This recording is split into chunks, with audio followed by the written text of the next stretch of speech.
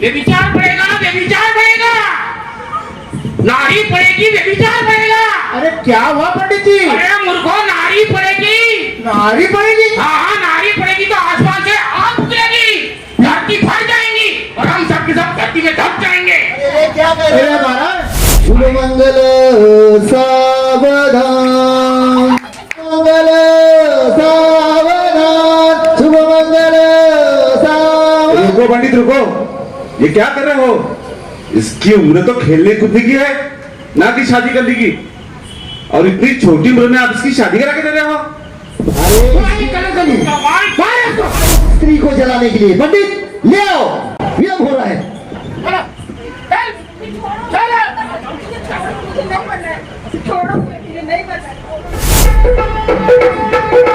सूर्य बड़ा ही है, ऐसा जो सबको उजाला है, चांद भी होते नहीं हमें, निर्घता जल भी सबको एक, कौन सब मानव हो सब एक, जी जी जी, कौन सब मानव हो सब एक, जी जी जी, कौन सब मानव हो सब एक, जी जी जी जी जी।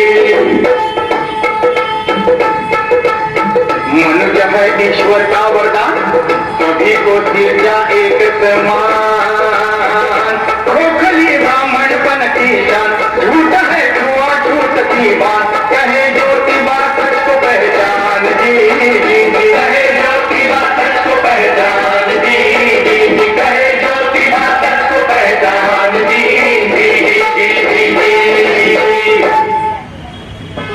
महात्मा ज्योतिबा फुले को 19वीं सदी का प्रमुख समाज सेवक माना जाता था। अछूतवाद, नारी शिक्षा, विधवा विवाह और किसानों के हित के लिए ज्योतिबा ने उल्लेखनीय कार्य किए। इस क्रांति का जन्म 11 अप्रैल 1827 में कटगुन सातारा महाराष्ट्र में हुआ। वो माली समाज से रहे। जिस समय दलितों, हरिजनों, शूद्रों को शिक्षा में पूरी तरह पाबंदी थी, उस समय वह स्त्रियों, शूद्रों की दशा सुधारने की पक्षधर में थे। साथ ही दलितों के साथ होने वाले भेदभाव के घोर आलोचक रहे। जिस तरह आए दिन दलितों, पिछड़ों पर हिंसाचार, अत्याचार होने लगा, वही कुछ समाज सुधारकों का इन परिस्थितियों के विरोध में जोर पकड़ने लगा। महान सुधारक ज्योतिबा फुले 1873 में सत्यशोधक समाज की स्थापना की, जिसका एकमात्र लक्ष्य था मनुष्य को जात पात से और विषमता के बंधन से मुक्त कराना और प्रतिष्ठा उत्पन्न कराना। आइए इस पहले दृश्य में हम देखेंगे ज्योतिबा फुले इनके जीवन में हुई एक घटना को।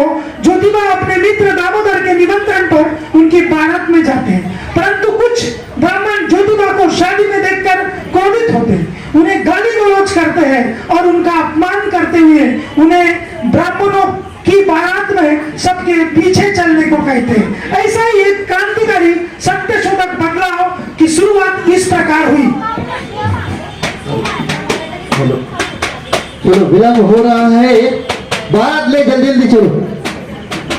चलो दामोदर, चलो आप आगे आओ। चलिए,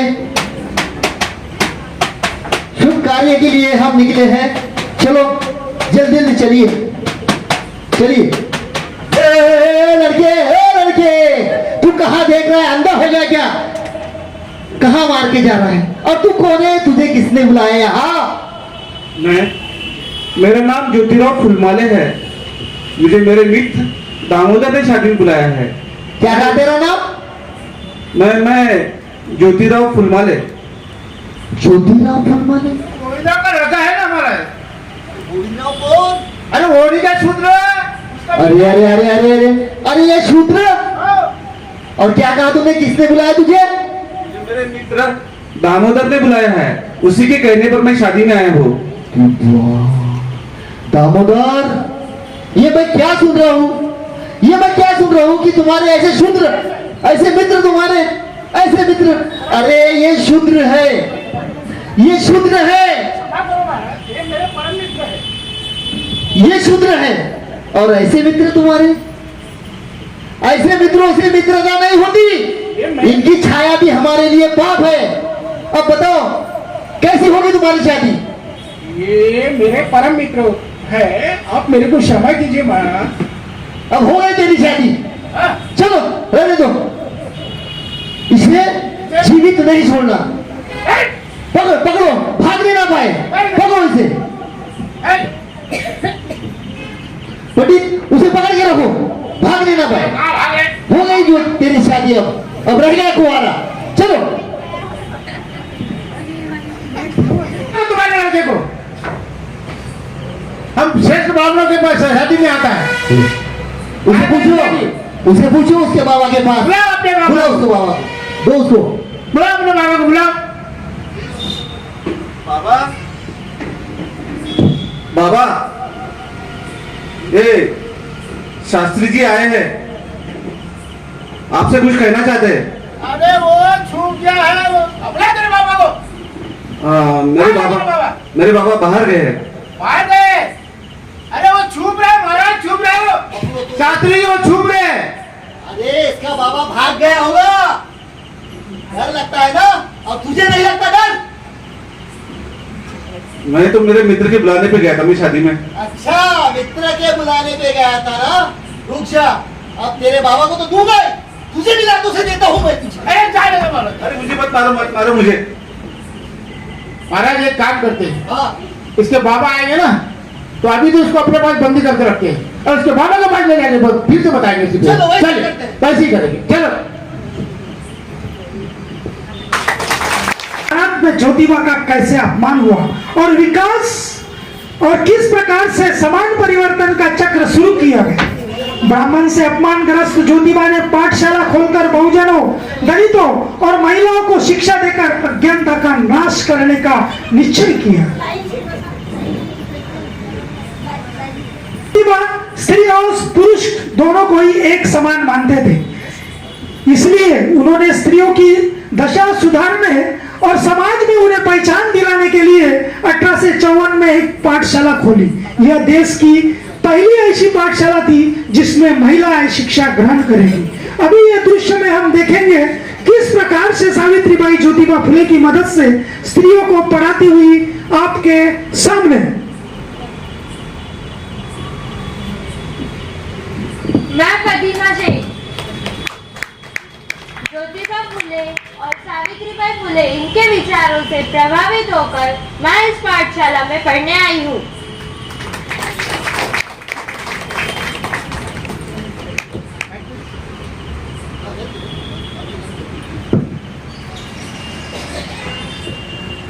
महिलाओं को शिक्षा में समान अवसर प्राप्त हो और सभी नीचे तबकों में शिक्षा की जागृति हो, इसलिए आपके भविष्य के लिए ये पाठशाला शुरू की है। तो आओ बच्चों, मेरे साथ साथ बोलो, मेरे पीछे पीछे आओ, रुको नहीं तुम मत घबराओ, धिक्कारो मनु की आज्ञाएं, शिक्षा पाओ और दिलाओ, शिक्षा का आनंद महान, फूले का कहना लो मान।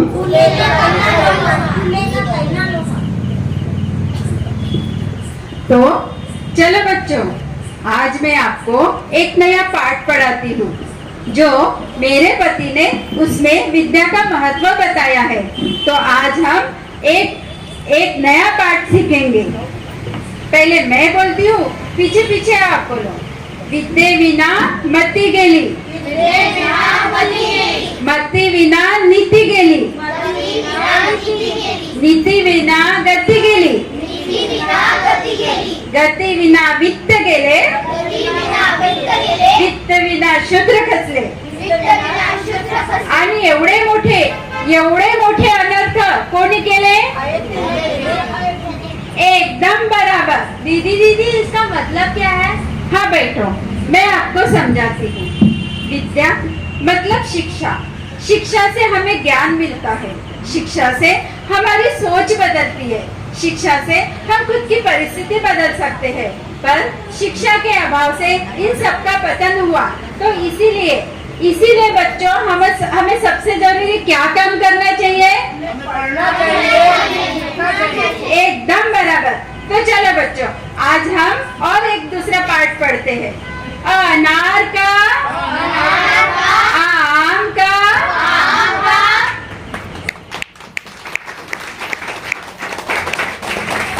देखा आपने किस प्रकार से सावित्रीबाई ने ज्योतिबा फुले के सहयोग से शिक्षा का मार्मिक अर्थ बताया। इसके बाद हम देखेंगे कि पंडित किस प्रकार से कूटनीति की बात करते हैं और षड्यंत्र रचते हैं।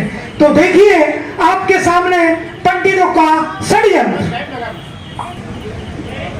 अरे हम क्या सुन रहे हैं, वो गोविंदराव की बहू पढ़ाने जाती स्कूल।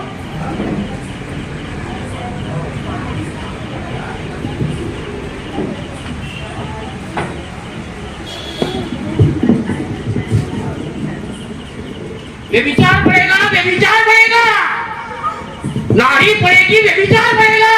अरे क्या हुआ पंडित जी? अरे मूर्खों, नारी पड़ेगी। नारी पड़ेगी? हाँ, नारी पड़ेगी तो आसमान से आग उतरेगी, धरती फट जाएंगी और हम सब के सब धरती में दब जाएंगे। क्या कह रहे हैं महाराज? अरे नारी पड़ेगी, शूद्रों को पढ़ाएगी, शूद्र पढ़ेंगे तो होशियार हो जाएंगे और एक दिन हमारे सर में बैठ जाएंगे। कुछ करो, कुछ करो। चलो इनको सबक सिखाने में कुछ करते, चलो चलो। अरे नारी पड़ेगी, व्यभिचार पड़ेगा, नारी पड़ेगी, व्यभिचार पड़ेगा, नारी पड़ेगी, व्यभिचार पड़ेगा।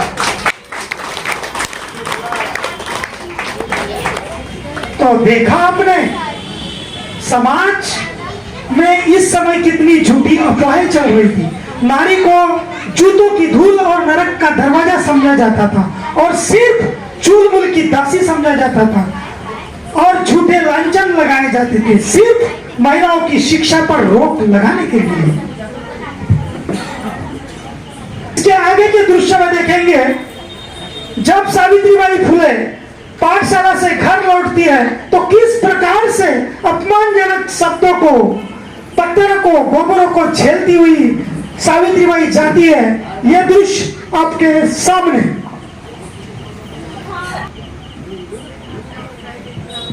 पंडित जी, हाँ बोलिए, क्या बात है? मैंने सुना है हाँ? वो गोविंदराव की बहू है ना, ज्योतिराव की पत्नी, अच्छा। वो शूद्रों को पढ़ाने आती है। देखो वो आ गई, वो आई कलकली। मारे उसको।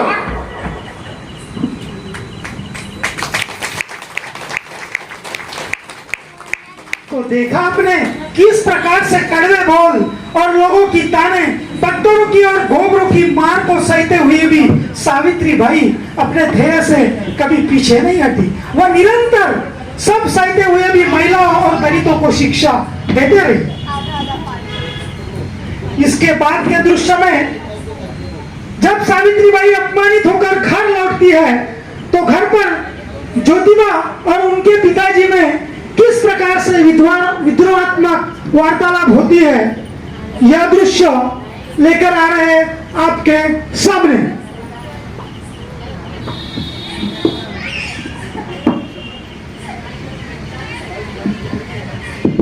क्या हुआ सावित्री, रो क्यों रही हो?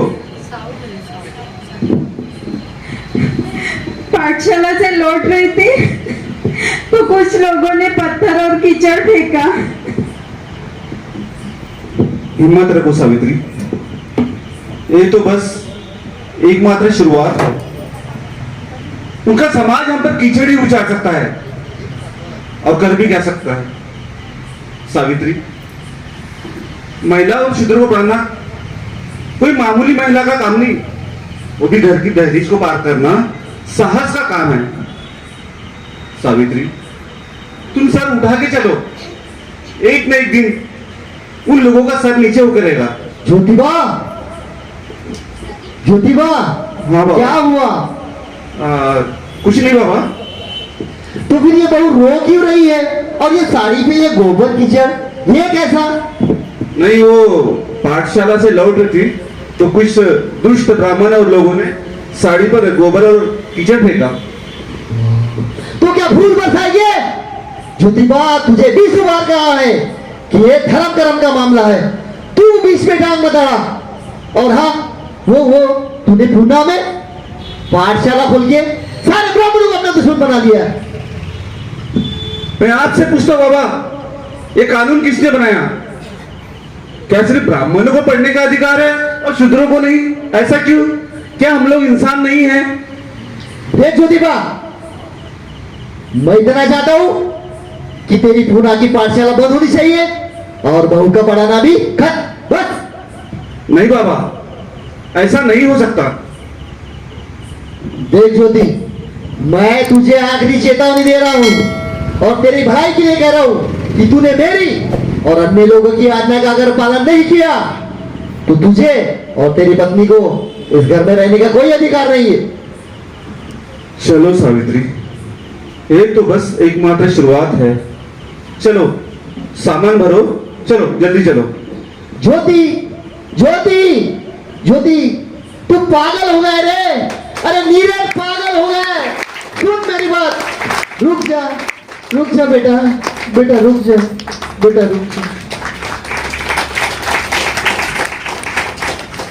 तो देखा आपने किस प्रकार से ज्योतिबा ने समाज कार्य के लिए अपना घर भी त्याग दिया।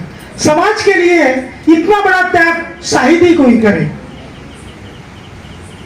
तो आइए इसके बाद के दृश्य में देखेंगे कि किस प्रकार से ज्योतिबा फुले ने बाल विवाह का विरोध किया। इस घिनौनी प्रथा को रोकने में किस प्रकार से ज्योतिबा महात्मा फुले किस प्रकार से सफल हुए आपके सामने।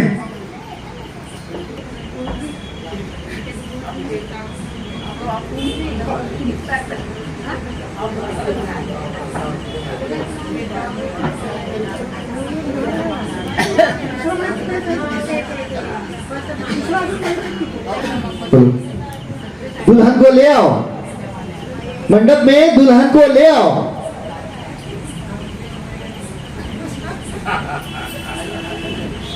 शुभ मंगल सावधान, स्वस्त्री श्री गणनायकं गुजवरं मोरेश्वरं सिद्धिदं बल्लाळो मुहुरं विनायकमहं चिंतामणि ठेवुरं ग्रामे रांजण स्वस्तितं गणपती उर्या सदा मंगलम शुभमंगल सावधान, शुभमंगल सावधान। रुको पंडित रुको, ये क्या कर रहे हो? इसकी उम्र तो खेलने कूदने की है, ना कि शादी करने की। और इतनी छोटी उम्र में आप इसकी शादी करा के दे रहे हो? अरे इसकी उम्र हो चुकी है, अब नहीं करेंगे तो कब करेंगे? ओ मैं कुछ नहीं जानता, मैं इस छोटी लड़की के साथ में अनार्थ नहीं होने दूंगा। चलो बेटा मेरे साथ। लो अपमान, घोर अपमान, घोर अपमान, इस पवित्र रीति रिवाजों का घोर अपमान। घोर अपमान। तो देखा आपने ज्योतिबा फुले ने अमानवीय परंपरा का किस प्रकार से विरोध किया। एक ऐसी घिनौनी परंपरा जिसमें एक छोटी 14 साल की बच्ची का ब्याह एक अधेड़ उम्र की व्यक्ति के साथ कराया जा रहा था, उसका विरोध किया और बहुत सारे बाल विवाह रोकने में ज्योतिबा सफल हुई। तो आइए सती प्रथा, तो आइए हम सब इस दृश्य में देखेंगे सती प्रथा। सती प्रथा का विरोध किस प्रकार से किया गया जब जिंदा पत्नी को उसके दिवंगत पति के साथ जिंदा जलाया जाता था। यह दृश्य परंपरा का खंडन करते हुए ज्योतिबा फुले आपके सामने। हसू नका, हे दृश्य आपण जे आता पाहत आहोत की नाही ते आधी युगाआधी आपल्यावरच ते येत होतं, पण आपण कसं ते सहन करू शकत नव्हतो म्हणून आपल्याला दाखवलं नाही गेलं। आता आपण सहन करू शकतो, आपल्याला दिसते तर हसू येते। त्याच्याकडे लक्ष करा आणि ते काय प्रतिक्रिया होती त्यावेळेला आणि त्यावेळेला स्त्रियाची काय दशा होत होती हे लक्ष करा। आज स्त्रिया समोर आहेत तर ज्योतिबामुळेच, ज्योतिबा नसता तर स्त्रिया ह्या माणसाबरोबर लढलेल्या असत्या आणि त्यांचे मुले खरीवर पडलेले असते।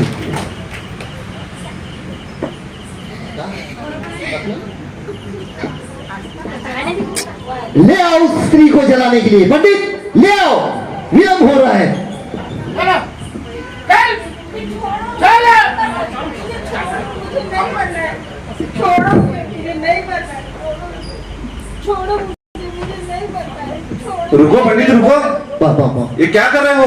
ये कैसी परंपरा है? एक जिंदा स्त्री को उसके मरे हुए पति के साथ में जला रहे हो। पकड़ो रहो उसे भागने नहीं देना। क्या कर रहे हो? हाँ? अरे हमारे धर्म ग्रंथों में लिखा है यदि किसी स्त्री का पति मर जाता है तो उसके साथ भी उसको अग्निमुख देनी पड़ती है, और ऐसा करने से उसके पति को स्वर्ग मिलता है। स्वर्ग समझते हो ना? स्वर्ग मिलता है, और उसके उस पत्नी को जो पाप करती है उसके पापों से मुक्ति मिल जाती है। मैं ऐसा कदापि नहीं होने दूंगा। बंद करो ये ढोंगी अनर्थ।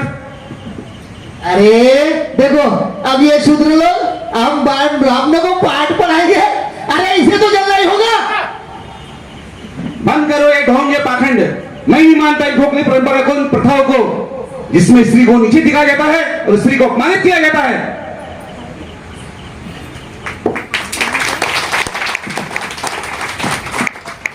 तो देखा आपने किस प्रकार से सती प्रथा में एक जिंदा स्त्री को उसके मरे हुए पति के साथ जलाया जाता था। इस घोर अमानवीय परंपरा का ज्योतिबा ने लगातार काफी विरोध किया और अनेक महिलाओं को जिंदा जलने से बचाया। अभी हम देखेंगे अगले दृश्य में महिलाओं के कल्याण के लिए अपनी पत्नी सावित्रीबाई के साथ मिलकर ज्योतिबा ने काफी कार्य किए। उस दौर में गर्भवती विधवा महिलाओं के सामने जान देने के अलावा और कोई उपाय नहीं था। ज्योतिबा फुले ने उन्हें पुनर्वसन के लिए, इस कार्य के लिए ऐसा काम किया जिसका दृश्य अभी आपके सामने।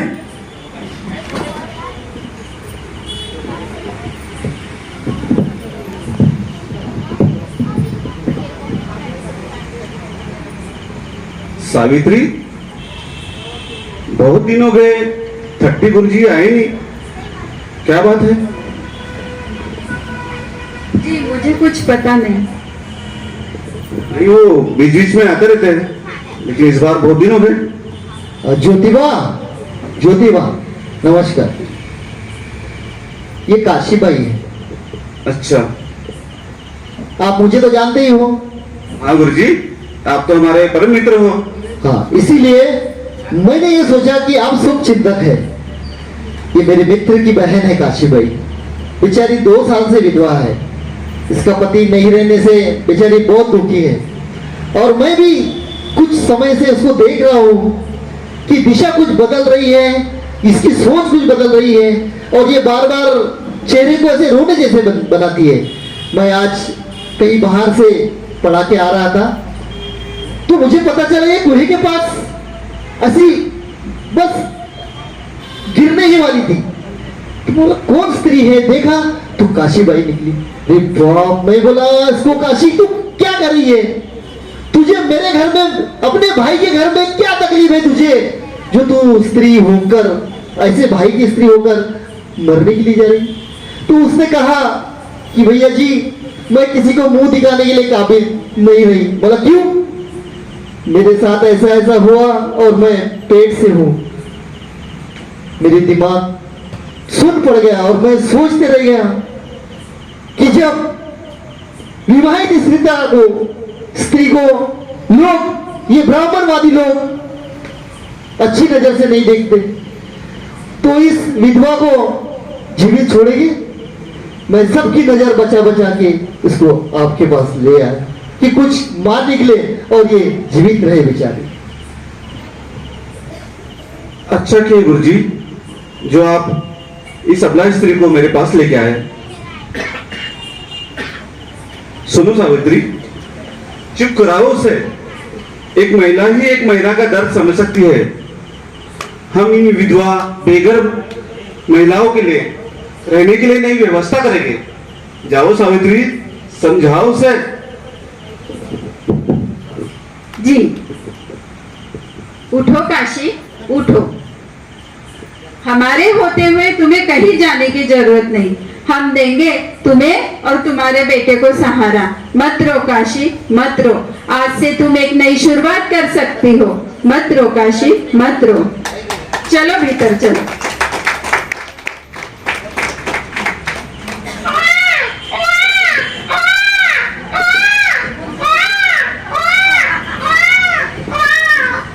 क्या हुआ सावित्री? बच्चे की आवाज आ रही है रोने की। बेटा हुआ। अरे वाह, ये तो बहुत खुशी की बात है। अरे तुम काशी से पूछो तो इसका नाम क्या रखना है। काशी, क्या नाम रखना है? यशवंत। वाह, इस बच्चे का नाम हम यशवंत रख रहे हैं।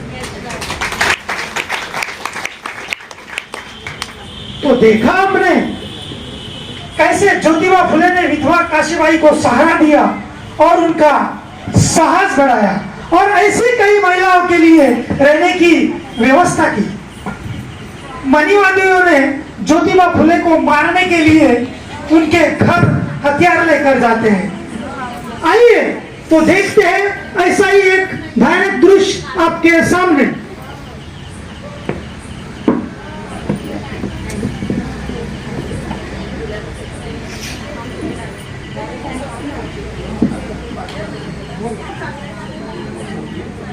सावित्री, कौन है, कौन है?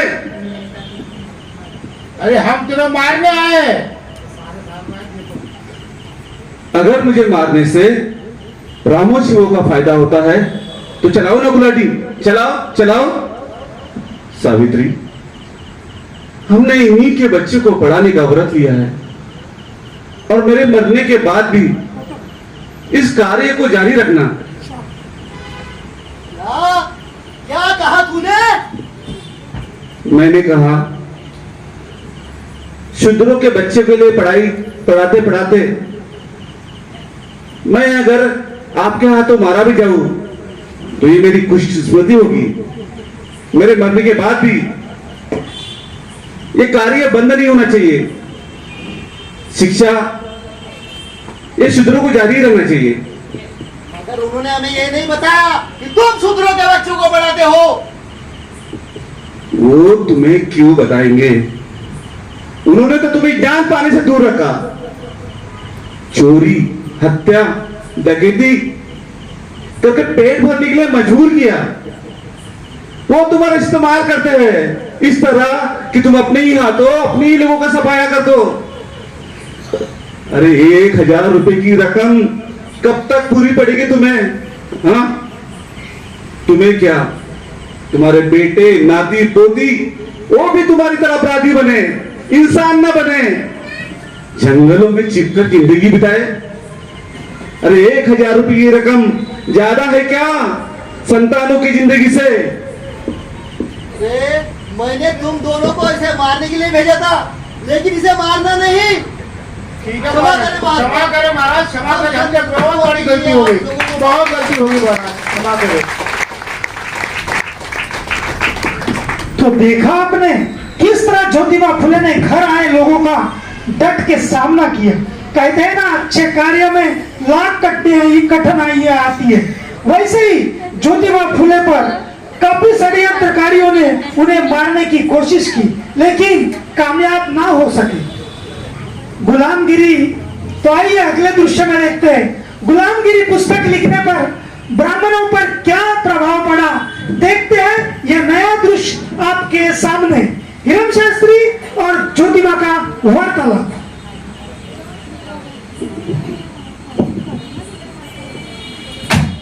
ये पुस्तक तुमने कैसे कहा कि मनु ने गुलामी ला दी है शूद्रों और अति शूद्रों पर? अरे ये तुम्हारा कैसा दावा कि वेदों को भगवान ने नहीं लिखा? हिरम शास्त्री, मेरा पूर्ण दावा है कि संसार की किसी भी पुस्तक को भगवान ने नहीं लिखा और शूद्रों अति शूद्रों को तो इस धर्म से दूरी रहना चाहिए, क्योंकि ये धर्म ग्रंथ ही उन्हें गुलामी की पीढ़ी में जा करता है। अरे ज्योतिबा, तुम ब्राह्मणों के खिलाफ क्यों हो? अरे मैं ब्राह्मणों के खिलाफ नहीं हूं, बल्कि मैं उन्हें अपना भाई मानता हूं। बस उनकी सोच से तिरस्कार है और मेरा सारा संघर्ष ब्राह्मणवाद के खिलाफ है। देखो ज्योतिबा, ऐसे घटिया और गाली गलौज वाली किताब लिखकर ना ही तुम अपना समाज का भला कर सकते हो, ना ही अन्य लोगों की सेवा। हिरम शास्त्री, आप खुद को विद्वान मानते हो, लेकिन आप में से एक भी ऐसा नहीं है जिसने मेरे सवालों का जवाब दिया हो। आपके पास कहने को कुछ नहीं है। अरे पूरा विद्वानों की नगरी कहलाती है, लेकिन आपकी छोटी सोच और घटिया विचार के कारण ये शान भी आपकी जाती रहेगी। तुमसे तो बहस करना ही बेकार है, छोड़ो, जाने दो। हिरम शास्त्री, आप हमारे साथ में चल के इस देश को डुबा रहे हो।